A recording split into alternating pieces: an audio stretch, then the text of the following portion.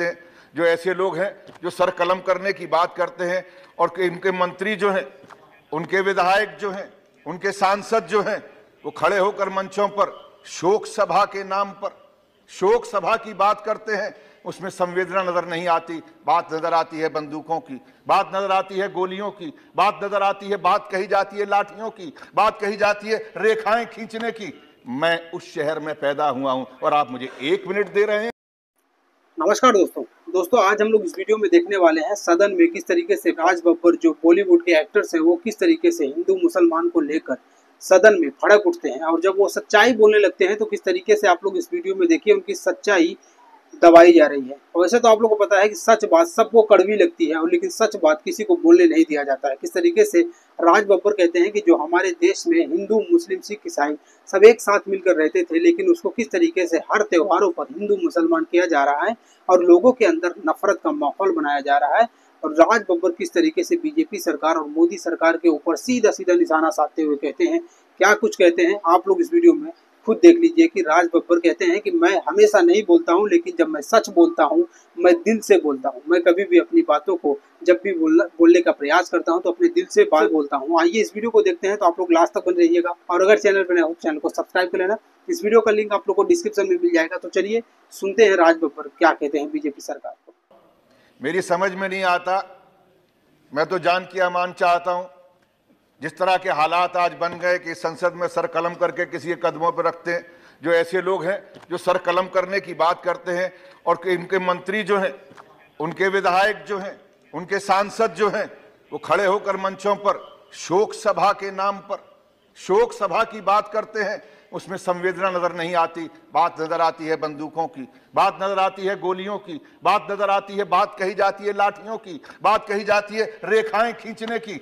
मैं उस शहर में पैदा हुआ हूं और आप मुझे 1 मिनट दे रहे हैं जिस शहर में मैंने मुसलमान को, मुल्ला को राम राम कहते हुए सुना है और हिंदू को जब गमछा बांध के जमुना के किनारे से निकल रहा होता है तो कहता है मौलाना साहब सलाम वालेकुम। मैं उस खसखस का आदमी हूं। मैंने वो ऊंचाइयां पे चढ़ाई पे चढ़ते हुए उस घर में रहा हूं, कोयला वाली बस्ती में, जहां पर लोगों को मैंने उस शरणार्थी रहते थे वो चालने वाले सरदार को कहते थे सत श्री अकाल। मौलाना भी कहता था और वो हिंदू भी कहता था। लेकिन आज हमारे साथी ने उस तरफ से बोला सिखों की बात करते हैं। मैं सिखों की बात या मुसलमानों की या हिंदुओं की बात करने नहीं आया हूं। मैं एक उस बेटे की बात करने के लिए आया हूं। मैं उस मां के उस बेटे के लिए बात करने के लिए आया हूं। मैं उस पति की बात कहने के लिए आया हूं। मैं उस बाप की बात कहने के लिए आया हूं जिसका 25 तारीख को कत्ल हुआ है, जिसकी हत्या हुई है। हत्यारे को सजा मिलनी चाहिए, मैं वो कहने के लिए आया हूं। लेकिन उस हत्यारे के बिना पर आगरा, जो दुनिया के अंदर मोहब्बत का शहर कहलाता है, सिटी ऑफ लव, जिसके बारे में हिंदुस्तान को पहचानने की अगर कोई खिड़की है तो ताजमहल है, आगरा है। ये वो सूरदास का शहर है, ये वो शहर है नजीर अकबर आबादी का, ये शहर है मोहब्बत का, जहां पर शाहजहां और मुमताज की मोहब्बत को देखने के लिए दुनिया के लोग उस शहर के सामने तस्वीरें खिंचवाने आते हैं, उस पटरी पर बैठते हैं। मुझे मालूम है गृह मंत्री महोदय यहां पर बैठे हुए हैं और मैं इसलिए भी उनका आदर करूंगा कि उस प्रदेश के मुख्यमंत्री रहे हैं।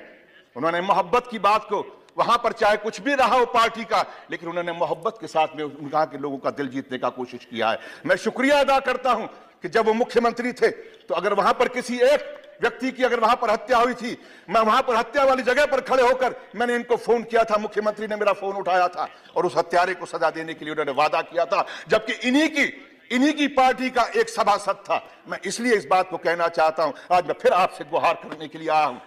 आज आप इस देश के गृह मंत्री हैं। मैं आप माननीय महोदय कहें तो मैं बैठ जाऊंगा।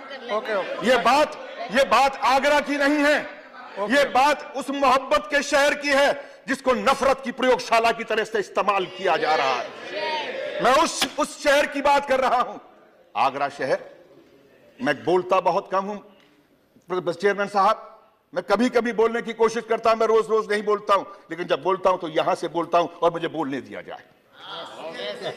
मैं आज उस शहर की बात कर रहा हूं जिस शहर के अंदर मामूली लोग सिर्फ इसलिए वहां पर चलते हैं कि मुझे उसके साथ में रोजगार करना है, वो हिंदू की दुकान थी या मुसलमान की दुकान थी, बात ये नहीं है। उस दुकान पे काम करने वाला कौन था? अभी बंद करो बस। कैसे बंद कर दूं? अब तो खुलने का समय आया, आप कहते हैं बंद कर दूं।